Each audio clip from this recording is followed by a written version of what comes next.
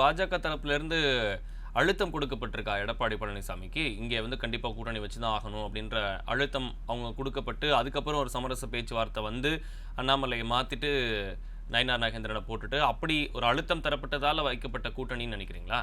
கண்டிப்பா அதத்தான் சொல்லுவேன் நானு. எடப்பாடி பழனிசாமிக்கு தெரியும். அவரும் எங்களுடைய அதிமுகவில கடக்கோடின்னு வந்த ஒரு மனுஷன் தான். அதுல எந்த மாற்றம் இல்ல. அதிமுக தனிச்சு ஒற்றுமையா இருந்து தனித்து நின்றாலும் யாருடைய தயவு இல்லாமல் வெற்றி பெறக்கூடிய வாய்ப்பு இருக்கு. தமிழக மக்கள் திமுகவை ஏற்றுக்கொள்ளவில்லை. அதிமுகவை எப்பவும் ஒற்றுமையா இருங்க நாங்க ஏற்றுக்கொள்ளும்னு சொல்றாங்க. அதையெல்லாம் அறிந்தும் கூட என்ன கிடுக்கு பிடியோ அவருக்கு அது தெரியல.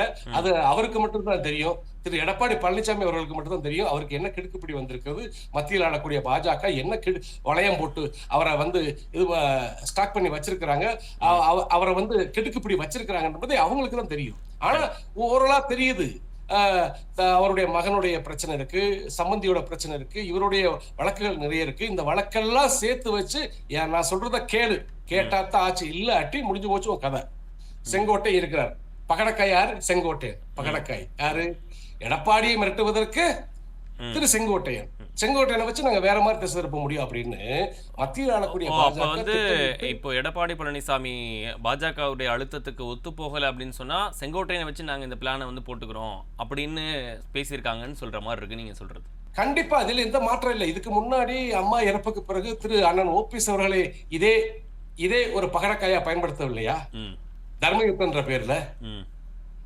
அதே மாதிரி இப்ப செங்கோட்டையனை கையில் எடுத்தாங்க. செங்கோட்டையனை கையில் எடுத்தா அவரு புரட்சித் தலைவர் எம்ஜிஆர் காலகட்டத்திலே ஒரு முக்கிய அமைச்சர், கொங்கு மண்டலத்தில் பரிச்சயப்பட்டவர், தமிழ்நாடு முழுக்க பரிச்சயப்பட்ட ஒரு மனுஷன். அவரு அந்த எடப்பாடி கம்பெனிக்குள்ள ஒரு குழப்பத்தை ஏற்படுத்த எவ்வளவு பாதிப்பு ஏற்படும் என்பதை நினைச்சுதான் செங்கோட்டையனை வரவழைக்கிறாங்க.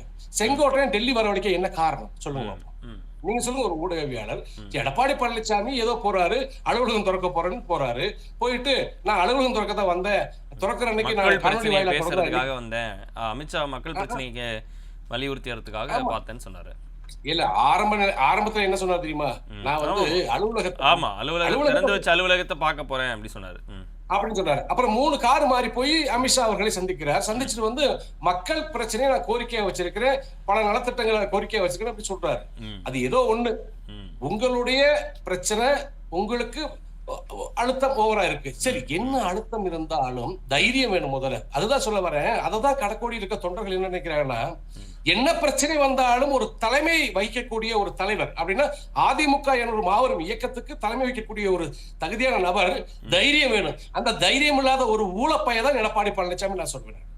சத்தியமா பண்ணி சொல்வேன். தைரியம் இல்லாத ஒரு ஊழப்பையதான். அந்த ஊழப்பையனாலதான் இன்னைக்கு இந்த நிலைமை